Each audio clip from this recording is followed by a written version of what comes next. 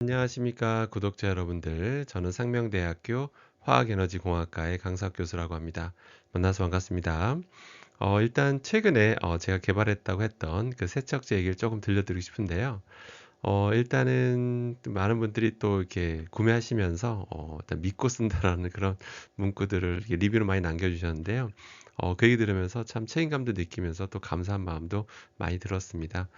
일단 혹시 그거에 대해 잠깐 좀 말씀드리면 일단 안전성에 대해서는 전혀 걱정하실 필요 없습니다. 참고로 그 생산한 다음에 저희 집에 20개 통을 구비를 했습니다. 가져왔고요. 그래서 매일 저도 제 가족과 제 아이들과 저희 부모님과 매일 이 야채 과일을 제가 만든 제품으로 닦아서 먹고 있습니다. 그러니까 뭐 안전성에 대해서는 전혀 걱정하실 필요 없고요. 그다음에 효과에 대해서는 다시 한번 말씀드리지만 어떤 무슨 농약을 99.99% 제거하려고 만든 게 아닙니다. 그렇게 하려다 보면 굉장히 강한 알칼리성을 써야 되는데 그렇게 되면 혹시라도 이제 그 성분에 우리 과일 야채에 좋은 성분들에 영향을 줄 수 있기 때문에 그건 제가 어떤 바라는 기술의 최종 목표가 아니었습니다. 그러니까 최대한 농약을 저감하고 그다음에 기존의 성분들은 최대한 살리는 이것이 제가 어떤 개발하고자 하는 거의 목표였고요. 그리고 먹을 수 있을 정도로 안전해야 되고 그다음에 이게 생분해성 그러니까 우리가 강과 바다 흘러가도 전혀 환경에 문제가 안 되는 그런 거라고 보시면 되겠습니다. 그래서 안심하고 사용하시면 되겠는데요. 그런데 이제 문제가 전에도 말씀드린 대로 참 죄송스럽게도 이것을 계속 생산할 수 있을지는 현재 좀 미지수입니다. 정말 미지수고요. 근데 지속적으로 생산될 수 있도록 적어도 구독자님들께서는 좀 필요하실 때 구매할 수 있도록 한번 저도 다시 한번 좀 노력을 좀 해보도록 하겠습니다. 그러니까 소위 말하는 공장장 공장장님께 좀 더 강하게 좀 부탁을 드려야 될 것 같습니다. 자 그러면 오늘 수산물 그리고 또 많은 분들이 또 좋은 제품 많이 개발해 달라고 하셨는데요. 계속 열심히 또 좀 좋은 제품 개발할 수 있도록 노력해 보도록 하겠습니다. 자, 오늘 주제는 이제 수산물 관련된 얘기 좀 해보려고 하는데요. 사실 수산물 관련된 주제야 뭐 제가 그동안 많이 다뤘었는데 이번에는 정말 방대한 연구가 진행이 됐습니다. 저도 읽으면서 놀랄 정도로 정말 전 세계적으로 대규모로 이루어진 연구라 보시면 될 것 같고요. 그래서 의미한 바가 커서 오늘 이 자료를 좀 갖고 와봤습니다. 일단 최근 논문을 기반으로 좀 말씀드리려고 하는데요. 보시는 것처럼 2025년 11월에 나온 겁니다. 그러니까 이번 달에 나온 정말 따끈따끈한 최신 자료라 보시면 되는데요.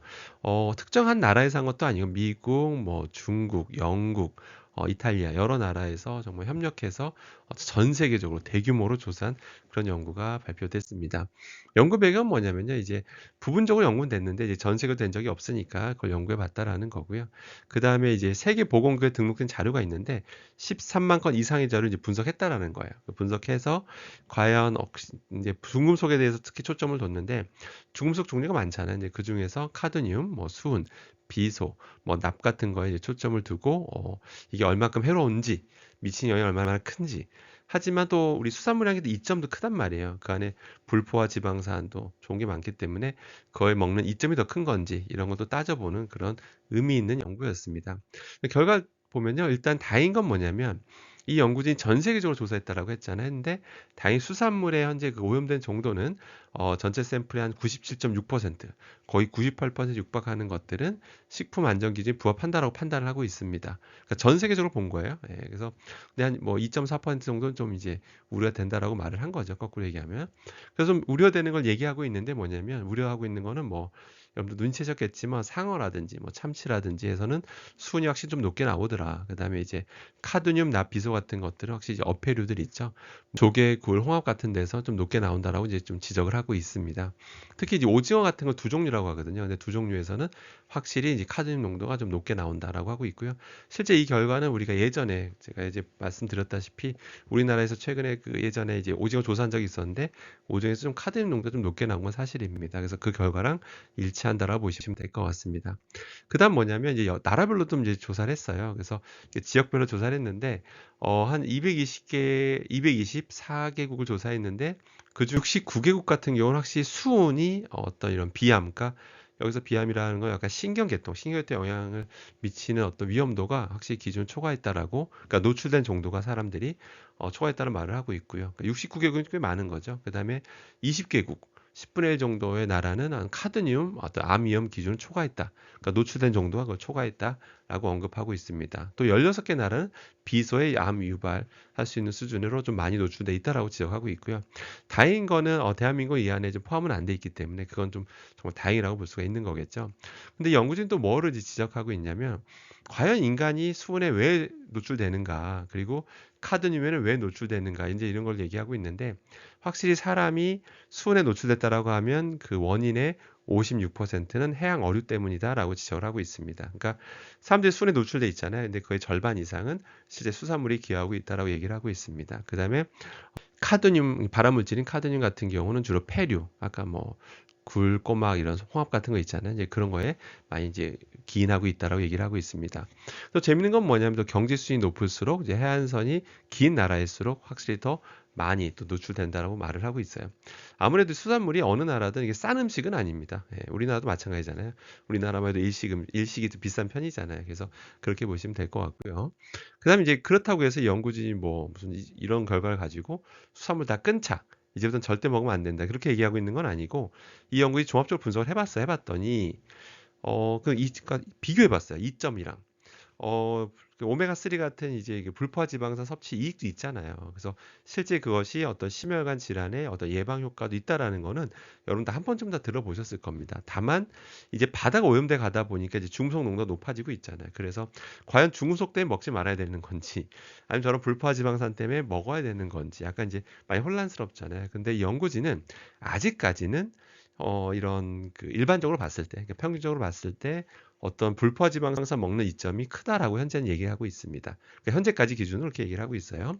여기까지 보면 굉장히 훈훈한데요. 결과가 굉장히 훈훈한데, 근데 경고하고 있는 게 있습니다. 지적하고 있는 건 뭐냐면, 그렇다고 해서 어떤 중금속의 위험이 사라지는 건 아니다. 그러니까 수은, 카드뮴 비소의 위험은 결코 무시할 수 없다라고 하고 있고, 이 연구진 제일 이제 우려하는 건 뭐냐면, 확실히 이 일단 수은 같은 건 신경계통에 영향을 주는 건 팩트거든요. 이미 뭐 수만 열과 입증하고 있고, 근데 카드뮴이라든지 뭐 비소 이런 것들이 실제로 암의 유발 원인이 될 수 있다는 것도 이미 밝혀진 거기 때문에 이걸 무시하지 말자라고 하고 있고, 그러면서 뭐라고 하고 있냐면, 일단은 전체적으로 괜찮았잖아요. 아까 막 98% 육박하는 수산물들이 괜찮았는데 유독 좀 높은 것들은 좀 조심하자라고 얘기를 하고 있어요. 그래서 대표적으로 보시는 것처럼 뭐 상어라든지 뭐 참치라든지 오징어 같은 것들에 어떤 이런 것들이 과다 섭취는 좀 주의가 필요하다라고 얘기를 하고 있습니다. 자, 그래서 다시 한번 좀 정리를 해볼게요. 그래서 일단 오징어 같은 거 카드뮴 농도 높다라는 게 우리나라만의 결과가 아니라 지금 전 세계적으로 좀 높다라는 게 밝혀졌고요. 그 다음에 상어도 높다라고 하는데, 근데 상어도 수온이 높게 나오는데, 이제 많은 분들이 나는 상어 먹을 일이 없다라고 생각을 하시는데, 그렇지가 않습니다. 여러분들 그 회덮밥 좋아하시는지 모르겠는데, 회덮밥에 쓰이는 회가 상당수가 상어를 가지고 많이 합니다. 상어를 가지고 요리를 많이 해요. 그렇기 때문에 회덮밥에 상어가 많이 쓰인다라고 보시면 될 것 같고, 그다음에 굴, 꼬막 이런 홍합 같은 것들은 확실히 카드뮴 농도가 높다라고 지적을 하고 있습니다. 그래서 이 연구진들이 이런 것들을 이제 지적을 했잖아요. 농도 높은 것들 조심해라 이렇게 얘기하고 있는데, 근데 여러분들 이걸 기억하셔야 돼요. 그러니까 농도가 높은 것들 조심하라고, 농도 높은 거 많이 먹으면 더 많이 노출되니까 조심하라는 건데, 거꾸로 생각하면 농도가 높은 거라 하더라도 소량 섭취하면 실제 들어온 중금속 량은 이제 굉장히 적게 되는 거거든요. 또 거꾸로 얘기하면 농도가 낮은 거라 하더라도 지나치게 너무 많이 먹게 되면 실제로 우리가 노출되는 중금속 량은 늘어나는 겁니다. 그러니까 그런 관점에서 좀 이해를 하셔야 돼요. 그렇기 때문에 제 영상 보시면 뭐 오징어를 끊어야 된다, 회덮밥을 끊어야 된다, 뭐 굴, 꼬마를 끊어야 된다, 그렇게 보실 필요는 없어요. 전 단 한 번도 그걸 완전히 드시지 말라고 말씀드린 적 단 한 번도 없습니다. 근데 여기 이런 걸 먹음으로써 인해서 좋은 성분이 많잖아요. 건강상 이점이 많기 때문에, 다만 드시긴 드시되 좀 섭취량은 조절하실 필요가 있다라고 이게 말씀드리는 거고요. 그리고 저농도의 것들이 하더라도 너무 지나치게 많이 먹는 것들은 실제 노출이 많이 되니까 조심해야 된다라고 늘 강조드렸었죠. 왜냐하면 중금속이라는 게 들어오면 이게 잘 안 빠져요. 그러니까 전 세계적으로 이렇게 관리하는 겁니다. 또 이런 연구진들이 이렇게 연구를 하는 거예요. 그래도 하나 팁을 드리자면, 사실 이 연구진 중금속만 놓고 얘기를 한 거예요, 사실은. 근데 지금 지금 수산물의 문제가 사실은 이 바다에 오는 문제가 중금속만의 문제가 아닙니다. 제 채널을 꾸준히 보셨던 분들은 익숙하실 텐데요. 과불화 화합물이라는 게 있습니다. 그것도 굉장히 몸에 해롭다고 알려져 있고, 몸에 들어오면 잘 안 빠집니다. 그래서 그런 거 종합적으로 본 연구 결과는 아니에요. 그러니까 중금속만 본 거고요. 그렇기 때문에 과부람물 이슈도 있기 때문에 기본적으로 그러니까 섭취량 조절, 그다음에 섭취 횟수 이런 것들은 좀 조절하실 필요는 있고요. 왜냐면 근데 참고로 저도 먹습니다. 완전 뭐 안 먹거나 그런 거 아니고 저도 이제 조절해서 먹는다라고 보시면 되겠습니다. 그 가장 저도 하나의 또 팁을 알려드리면 바로 이런 겁니다. 이게 드실 때 가급적 이렇게 삶아 드시는 거예요. 팔팔 끓이면 이것저것 성분 나오면서 중금속이나 과불암물이 이게 좀 빠져나와요. 확실히 저감 효과가 나기 때문에 팔팔 끓여서 드시는 거. 제가 과학적 근거를 가지고 말씀드리는 거니까 저를 믿으시고 팔팔 끓여서 드시기 바라고 팔팔 끓이고 주로 건더기 위주로 드시는 그런 식습관을 들이시면 되겠습니다. 자, 수산물 관련된 중금속 관련해서 정말 방대한 연구가 나왔는데요. 그래서 이 연구진이 이제 주의를 주는 것처럼 그 부분에 대해서 조심하신다면 또 이게 섭취량 뭐 이런 것들만 조절, 횟수나 이런 것만 조절하신다면 크게 염려하실 필요는 없겠습니다. 항상 성원해주셔서 감사드리고요. 저는 다음에 좋은 주제로 다시 찾아뵙겠습니다. 이사입니다.